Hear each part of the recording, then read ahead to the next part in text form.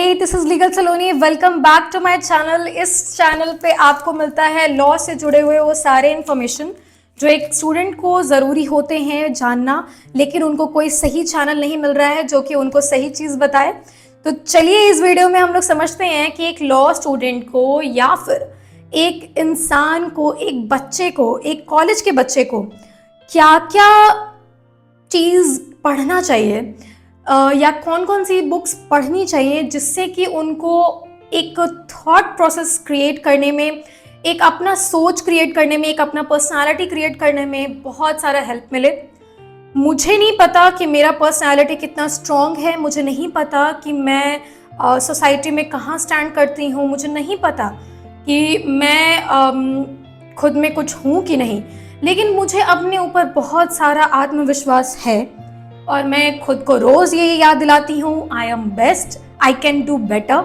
मैं हर दिन कुछ ना कुछ अपने आप को इम्प्रूव कर रही हूँ, कुछ ना कुछ अपने आप को इम्प्रूव करती रहती हूँ और मैं कभी अपने आप को कंप्लीट नहीं समझती हूँ और किसी को भी नहीं समझना चाहिए अपने आप को कंप्लीट, लेकिन अपने आप को अंडरस्टिमेट या सेल्फ डाउट नहीं करना चाहिए। मुझे एक बहुत ही अच्छा कोट मिला था जिसमें कि एक लड़की थी और वो आई थिंक बहुत ज़्यादा फेमस लड़की थी जो कि एक इंटरव्यू दे रही थी कि किसी भी इंसान को सेल्फ डाउट नहीं करना चाहिए, किसी भी इंसान को सेल्फ डाउट नहीं करना चाहिए, उसको ओवर कॉन्फिडेंट रहना चाहिए। खास तौर पर वुमेन, अगर कोई वुमेन ओवर कॉन्फिडेंट है, अगर कोई वुमेन बहुत ज़्यादा खुद पर विश्वास रखती है, प्राउड फील करती है कि वो कुछ कर लेगी, कुछ हासिल कर लेगी, ज़िंदगी में कुछ पा लेगी, तो कभी भी उसको डिमोरलाइज मत कीजिए, कभी भी उसको पीछे मत धकेलिए, कभी भी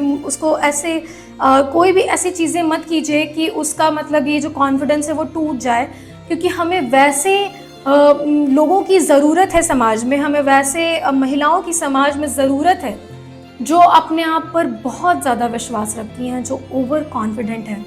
over confidence is not bad, is not wrong, rather than self doubt. खुद पर सेल्फ डाउट करना, खुद को कमज़ोर समझना, खुद को कोसते रहना, ये बिल्कुल भी ज़रूरी नहीं है और ये बिल्कुल भी अच्छा नहीं है।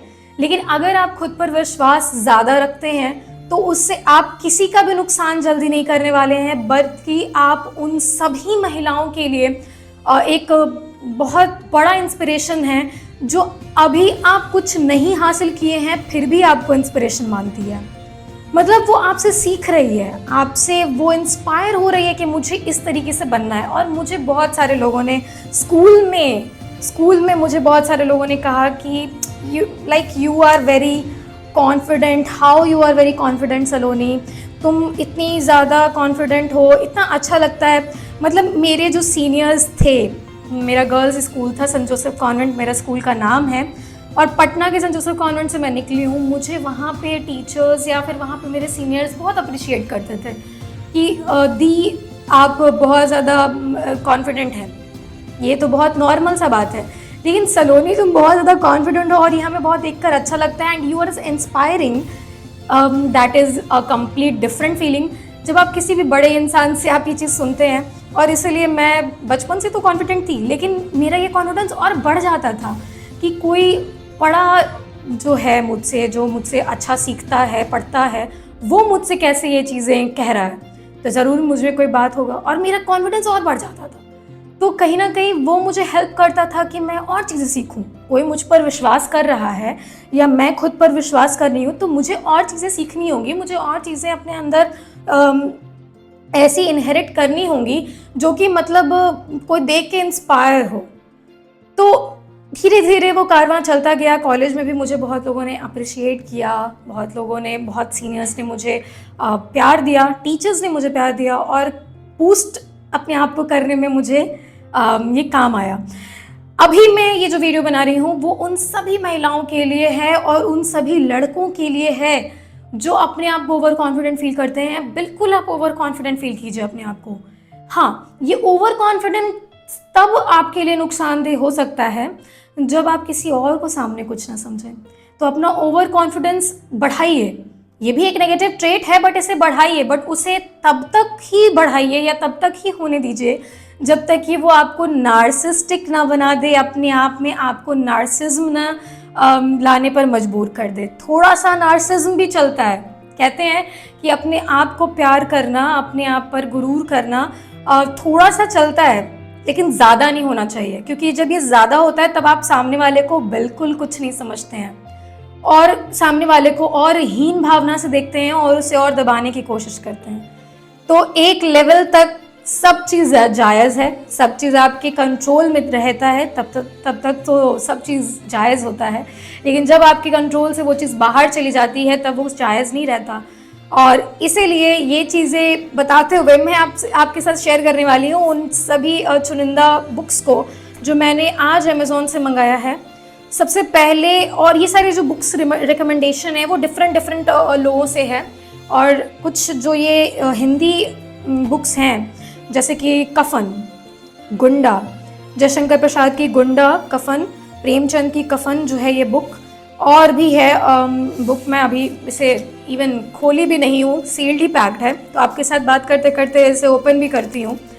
तो ये सारी जो बुक्स हैं वो मुझे लल्लन टॉप के कुछ चुनिंदा लोगों के राय के अनुसार खरीदने पर मजबूर होना पड़ा, क्योंकि वो लोग अपने आप में एक अच्छे पर्सनालिटी के रूप में उभर कर आए हैं, एक इंटेलेक्चुअल्स के रूप में उभर कर आए हैं। और मैं एक और बुक लेने के लिए बहुत ज़्यादा एक्साइटेड हूँ। कुछ ना कुछ साइकोलॉजी का बुक लूँगी और कुछ फ़िलॉसफी का बुक लूँगी। साइकोलॉजी का इसलिए क्योंकि मैंने जो अभी नार्सिस्टिक पर्सनालिटी की बात की, वो मुझे दिव्य कीर्ति सर के एक वीडियो से बहुत ज़्यादा सीखने को मिला कि अपने आप पर कॉन्फिडेंस रखना तो सब लोग रखते हैं, सेल्फ कॉन्फिडेंस तो सबका होता है, लेकिन वो सेल्फ कॉन्फिडेंस को कभी नार्सिस्टिक बनने मत देना और अपने आप को कभी नार्सिस्टिक मत बनने देना, क्योंकि फिर आप क्या होता है कि आप दूसरों को दुख देके खुशी पाने लगते हैं, सैडिस्ट बन जाते हैं। और अभी मेरा थोड़ा बहुत जो इंटरेस्ट है वो मेरी बातों से आपको फील हो रहा होगा कि थोड़ा सा फिलॉसफिकल और थोड़ा सा साइकोलॉजिकल जा रहा है। एक लॉयर को या फिर एक लॉ स्टूडेंट को ऐसा कुछ भी बाउंड्री थोड़ी है कि वो यही सिर्फ बुक पढ़ेगा, वो सीपीसी ही पढ़ेगा टकवानी की, और वो केलकर की सीआरपीसी ही पढ़ेगा।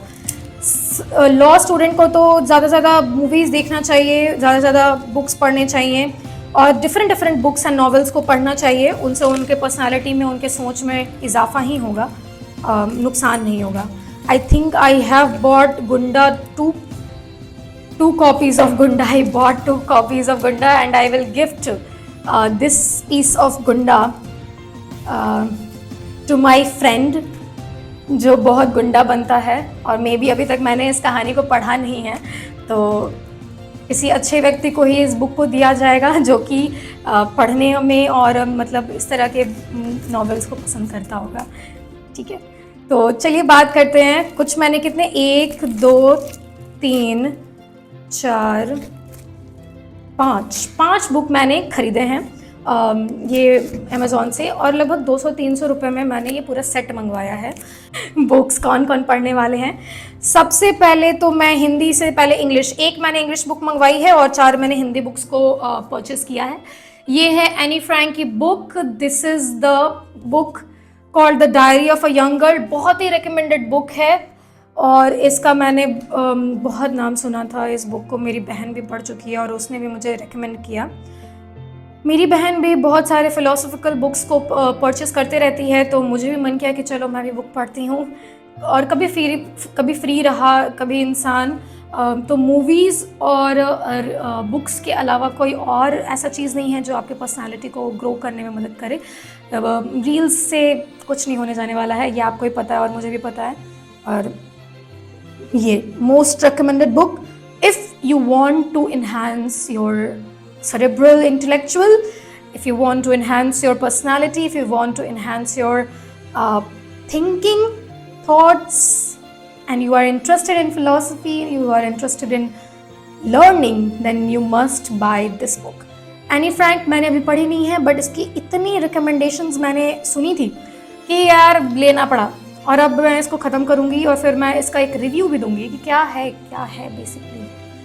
कफन, मोस्ट रिकमेंडेड बुक कफन।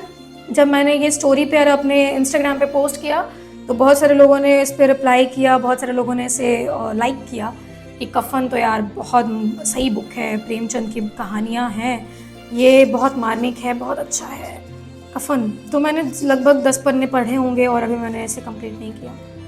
Premchand, one of the best Hindi writer, Premchand. Jaishankar Prasad की गुंडा, जयशंकर प्रसाद की गुंडा मैंने बाय की है। ये भी मैंने भी पढ़ा नहीं है, सब आपको दिख रहा होगा, पैक है, सिल है। सबको पढ़ने के बाद एक तो वीडियो बनेगा जो कि मतलब रिव्यू वीडियो होगा, गुंडा।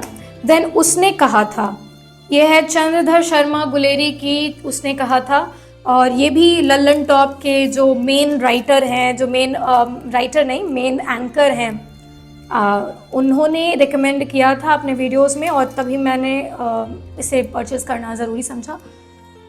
ये भी बुक बहुत बहुत अच्छा है और उनके द्वारा भी और बहुत सारे लोगों ने भी इसे रिकमेंड किया है। एंड द गदल, गदल है रांगेय राघव की गदल, ये मैंने खुद से परचेज़ किया है और ये सेट में मिल रहा था, ये भी एक रीज़न है कि मुझे ये ख़रीदना पड़ा। उसने कहा था गुंडा और गदल ये तीनों एक सेट में मुझे मिला है और इसका सबका लिंक मिल जाएगा आपको, बहुत ही सस्ते में मिल गया।